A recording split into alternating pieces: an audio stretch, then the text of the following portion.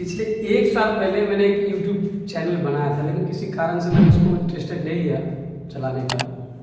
और अब एक नए सीरीज फिर से उसी चैनल को मैं स्टार्ट कर रहा हूँ। यूट्यूब क्लासेस, ऑनलाइन क्लासेस दोनों चलेंगे और शॉर्ट वीडियो भी इसी प्रकार से अपलोड होते रहेगा।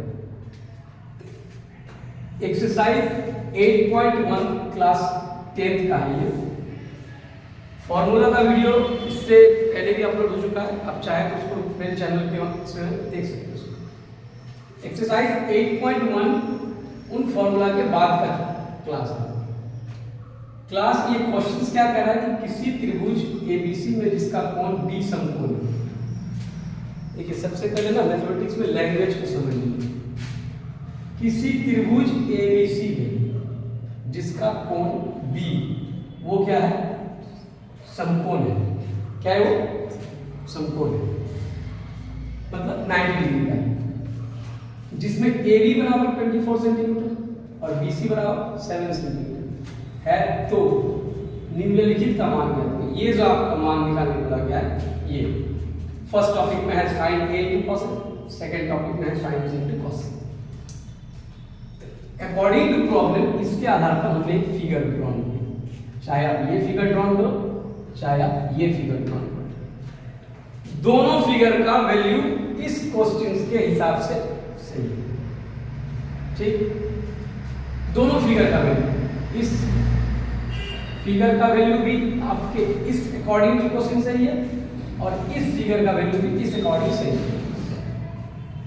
तो इसको सॉल्व कैसे करेंगे, वैल्यू निकालना है। एक बार पर्टिकुलर एंगल चेंज हो गया, एक ए बन गया दूसरा सी बन गया। सारा खेल यहीं पर ए और सी का ही है, ए का और सी का। तो सबसे पहले इसको सॉल्व कर लेते हैं कि इसका मेरा हाइपोटेन्यूज कितना निकलेगा, यानी कि एच कितना निकलेगा, एच कितना निकलेगा। तो जैसा कि हम लोग जानते हैं सॉल्यूशन में, जैसा हम लोग जानते हैं कि AC square is equal to AB square plus क्या BC square by Pythagoras theorem, by Pythagoras theorem. इसलिए AC बराबर क्या हो जाएगा, is equal to under root AB square plus BC square. AB square is equal to मेरा AB का value कितना दिया हुआ है, तो 24 सेंटीमीटर का होल स्क्वायर और प्लस BC का वैल्यू 7 सेंटीमीटर का होल स्क्वायर। तो 24 सेंटीमीटर का वैल्यू कितना निकल जाएगा, इसका स्क्वायर कितना करेंगे 576 सेंटीमीटर स्क्वायर और प्लस 7 का 49 सेंटीमीटर स्क्वायर।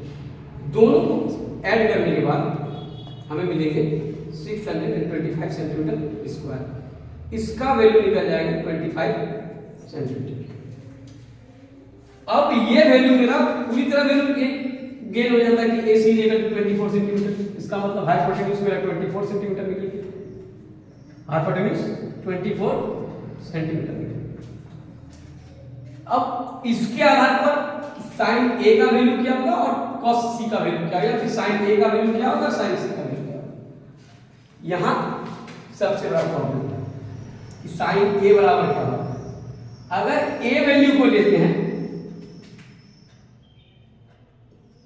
तो मेरा ये फिगर काम करेगा और अगर C वैल्यू को लेते हैं तो मेरा ये फिगर काम करेगा। ध्यान इतना देना है कि एंगल का लाइन 90 डिग्री के साथ कौन सा मैच कर रहा है, ये मैच कर रहा है, इसका मतलब इसका वैल्यू A हो गया। और ये मैच कर रहा है, आधार कितना मैच कर रहा है, C मैच कर रहा है, तो इसका वैल्यू C हो गया। तो sin A बराबर क्या होता है, तो sin A बराबर P बाई H इस फिगर के लिए। sin A बराबर P बाई H, इसका मतलब 7/25 सॉरी सर 25 7/25 और cos A का वैल्यू क्या हो जाएगा B बाई H, यानी कि 24/25 सेंटीमीटर, 24/25 ये आपका आंसर एक का। और दूसरे नंबर पर क्या है, तो sin C और cos C। तो साइन सी और कॉस सी के लिए क्या करेंगे, तो साइन सी बराबर, जब सी आधार पकड़ रहे हैं हम, सी आधार पकड़ रहे हैं, ये फिगर, तो सी जगह साइन सी जगह क्या होगा, पी बाई एच, यानी कि 24/25 सेंटीमीटर।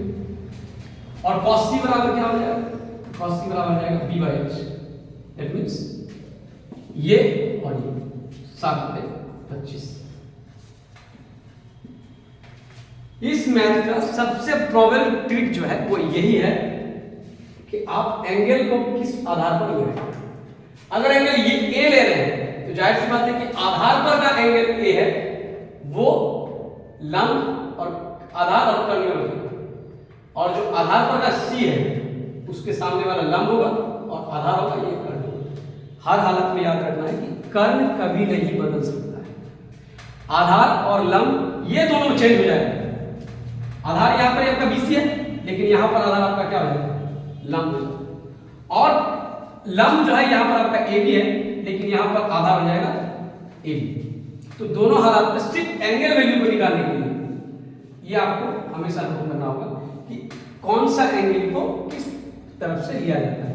कर्ण कभी चेंज नहीं हो सकता, इंपॉर्टेंट नोट्स पे, कर्ण कभी चेंज नहीं हो सकता, आधार और लंब हमेशा चेंज होता है।